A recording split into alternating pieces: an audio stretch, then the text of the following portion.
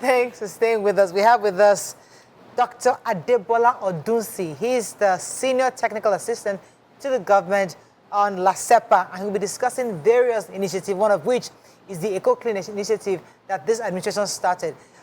Thank you very much for joining us on the show. Thank you very much for having me. We've been hearing about this Eco Clean Air initiative. I mean, we've heard about it from LASEPA. How is that going, and how far have you come? It's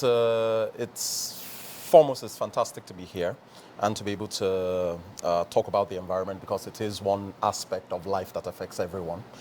Nature versus nurture, they say. You can't have nurture without nature. You know, our environment determines so many things about how we turn out, right from our quality of life to our life expectancy. It ties into health. It ties into every facet of life, pretty much. So for us, ensuring that the environment is one of the most important things on the table is very critical to the government of the day. We have been charged, or we're charged as an agency, to look at how to bring to the average Lagosian the realities of the environment and what their duties to the environment are. And this has birthed the initiative Eco for Clean Air, which is a mix of advocacy, an advocacy strategy, built to bring policy education, policy awareness to the average Lagosian in terms that they can understand, and more importantly, to reskill and retool certain actors within the Lagos environment to enable them, you know, achieve the standard and statutes of Lagos State.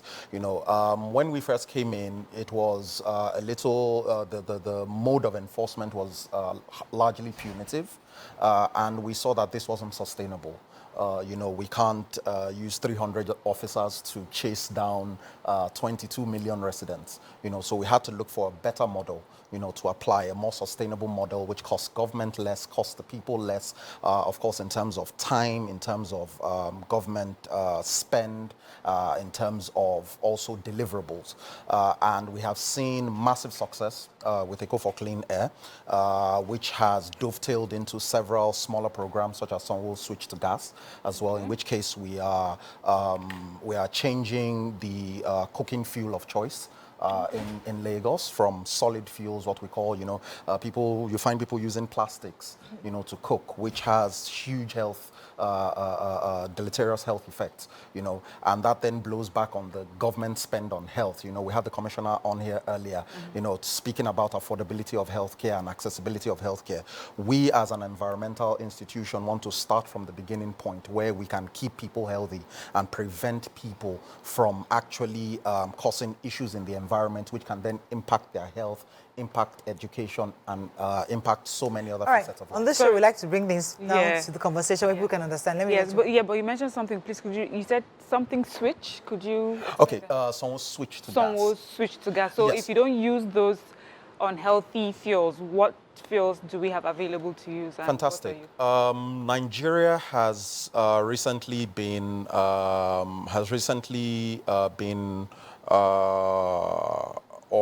Nigeria is one of the largest gas producers globally, or has the potential to be one of the largest natural gas producers. You know, and from a federal level, a lot of action and a lot of initiative and a lot of policy is being driven towards switching people to cooking gas as a safe and easy to use and also affordable source of cooking.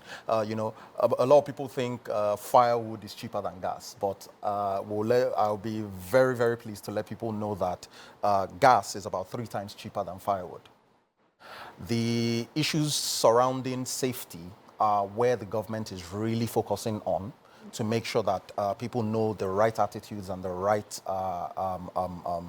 attitudes to adopt, you know, along the practices of gas safety, safe use of gas. But I mean, like I said, it's a very broad. It's a very broad project, being that the environment touches everyone. We are working harmoniously with several ministries, departments, agencies in the state to make sure that not only is this education going out, but we have the relevant agencies coming in, to do their own part. So, for instance, the Lagos State Safety Commission is largely on board to help with training these street cooks and bukaterias and the like on how to safely use gas. Right. And we as an agency then come in and ensure that the environmental regulations are in place. Okay, let me get a for few more that questions to for be you. possible. Availability of gas as compared to firewood, since you made the comparison, but let's talk about your offices, ASEPA offices across the state. How far-reaching are they, and Okay, fantastic. As I said, we have a mandate from Mr. Governor to bring the statutes and policies of environmental sustainability to the people. And the only way that can be done is through a massive advocacy drive. And that starts by being reachable in the first instance. So when the administration took office, we had about 8 zonal offices. And now that's been expanded to 20. Now, let me explain what a zonal office is. So, what a zonal office is. A zonal office is just a smaller version of our headquarters agency, where you can go in, lay complaints, pay bills, engage the agency as a partner. For instance, we do invite a lot of public sector and community level inclusive projects, in which case we adopt what is working in the communities and try to put government backing and policy to support it as well. So in terms of being able to reach the government, I don't think it's been easier. It's ever been easier than it is now. Okay, let's talk about the first government-owned environmental laboratory. What's it about and what have you achieved with it so far? Thank you. So it is the first government-owned ISO-certified laboratory. Now, that simply means that we are operating a laboratory that the results are acceptable and verifiable globally. You know, we maintain the highest level of standards, and this was driven largely in part by the need to monitor what all these initiatives are truly doing. The agency currently deploys about 1,000 plus private consultants to industry, to private sector, to help guide on the regulatory requirements of the state. You know, there are certain environmental reports that are mandatory, that need to be submitted to ensure the fair and sustainable use of the environment. Okay, so when you hear environmental laboratory, I was already thinking there's some chemicals people are mixing and forming. So is it really about advocacy, about training, about giving, also just having people spread the gospel of better environmental behaviors? Or is there some laboratory thing happening in this place? It's a mix of everything. Okay. It starts with advocacy, because if you do not know your duties to the environment, it becomes difficult to then enforce. I wanted to pause you because I always try for this show not to speak over people's heads. You know, I like us to really get down to your daily how your agency affects our daily activities. So, for example, I want my viewer to understand right now what you're saying as regards what is clean air. When I wake up in the morning, am I saying that nobody should be burning? And if I hear somebody burning or see somebody burning some kind of material or whatever, my plastic, should I come to you? Number one. Number two, are you there to help stopping the clogged gutters? Are you removing all the clogged gutters? The bottles we see. I see some orange things around town, some orange big baskets around. People are putting recycled bottles in there. Is that from you? Is that part of your initiative? I just want to know how exactly is LASEPA affecting me, and how do I know the work they're doing? So think about everything that you have spoken of. Open burning, smoking vehicles on the road, use of solid fuels to cook. Now, there are individual agencies that are actually in charge of this, but in terms of a regulatory oversight, So that is the job of the agency. So it is our job primarily to let Lagosians know this is the standard of the environment that we expect from everyone, so that my own actions if I see that, I should report to you. Oh yes, by all means. And then what do you do? Do you punish? Do you just educate? Do you punish, or do you compensate for something? Okay, so if we went out and punished every offender, we'll have a long line of people complaining. Yes. Okay, so the whole attitude of the agency had to switch from punitive enforcement, where we are chasing people down, locking shops and doing things like that, to a more sustainable method where people are the ones self-regulating. Okay. So that is why we leaned a lot on advocacy, to make sure that there are ways. The main crux is to let people know it is doable. You can live in tandem with the environment. You can live. You can impact your environment in the right way if you have the right tools. So what we have done is we have gone into communities, for instance, to do pre-assessments, to say, okay, what exactly is the reality in this community? What are the environmental challenges? What are the interplays that most people would not even know? For instance, you have an akara seller, you know, who is operating beside someone decanting gas. Yeah. What are the realities of that for the environment? You know, we saw a lot of issues of maybe explosions and the like. You know, these are the things that we want to understand. What are the intricacies? Last time, community level? Dr. Pashaya was here, saying, she was talking about the fact that there was some kind of machine that was able to determine kind of the level of pollution in certain areas, and they have some alarming figures across the state. What have you done? I mean, has the figures come down, or we're still dealing with this in these areas? So the reality of events such as that is what has bred these initiatives, like the Eco for Cleaner initiative, where the government knows we need independent monitoring. And that is also what has guided the opening of this laboratory, in which case samples can be independently collected. Consultants can bring samples to the lab and know that at least at a very affordable rate, we can tell the reality of what is happening in the environment. And based on that, based on that strong data set, we can then take low-level solutions, you know, using community solutions. You know, we have a lot of, if you go into Lagos State communities, there are a lot of people, right from your mama that is picking bottles out of the trash, you know, to people selling waste engine oil and the like. The government is now interested in regulating those spaces to make sure that it is being done right.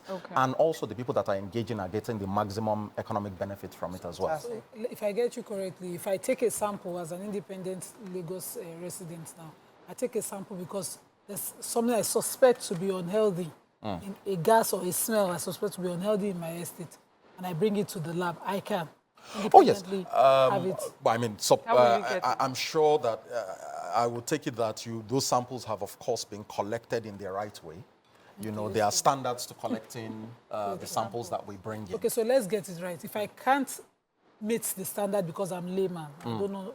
I just know that this thing is offensive to my smell. Please just whatever business they're doing, and I call the agency to come and get a sample. I can follow through and see an agent from your agency come and pick the samples and do something. So there's another thing. Last time when I hear that name, the next thing I think of is noise pollution. Yeah. Please, can you tell us about the noise pollution? We discussed that to the last time. Some areas these people have not been arrested. Shouting. I mean, it's we need to police one another at the end of the day. The agency has continued to work hard, but we need the support of the people as well. It's not a one-man show. And that is why I push again that advocacy has been a huge part of what we've tried to do. If I tell you what is wrong, we believe in the power of self-regulation. We believe that Lagosians are law-abiding, well-meaning citizens, you know, and we expect, we definitely believe that. And we are, for instance, we've achieved a lot in terms of road transport workers. If you notice, nobody uses loudspeakers or megaphones to call passengers anymore. And that was as a result of a pact between the agency and the Ministry of Transport, you know, to ensure that we are limiting noise pollution from government sources. How about churches?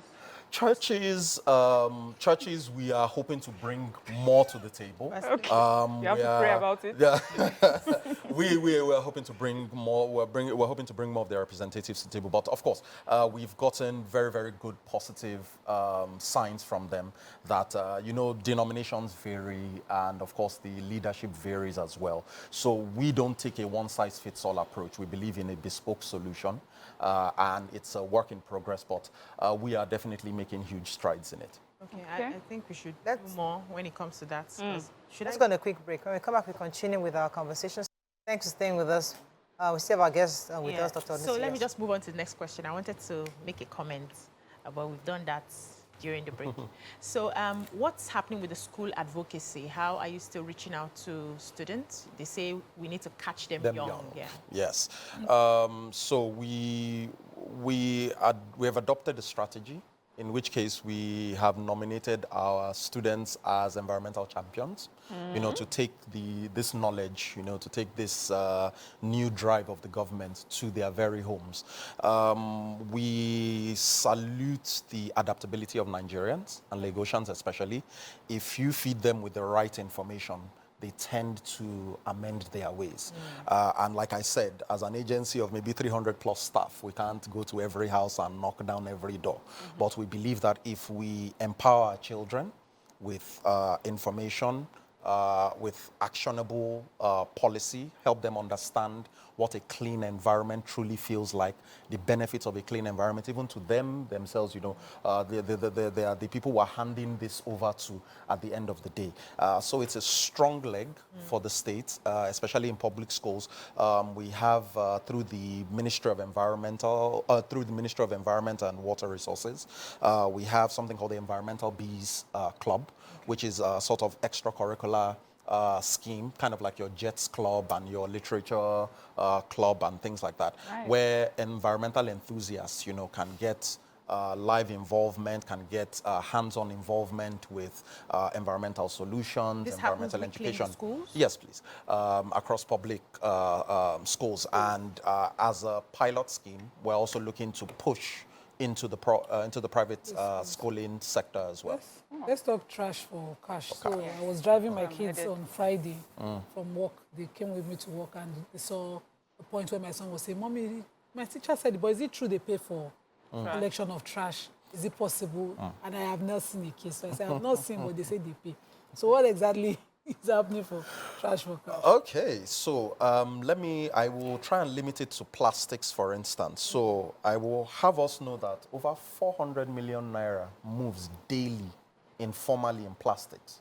400 million naira. Really? So the mamas that are picking those bottles that sometimes wait for you at a party, They're onto you know, something. they're onto something, you know. And we have noticed that with improved regulation, with better partnership, with a more inclusive system, this is something that can even serve as a social subsidy scheme.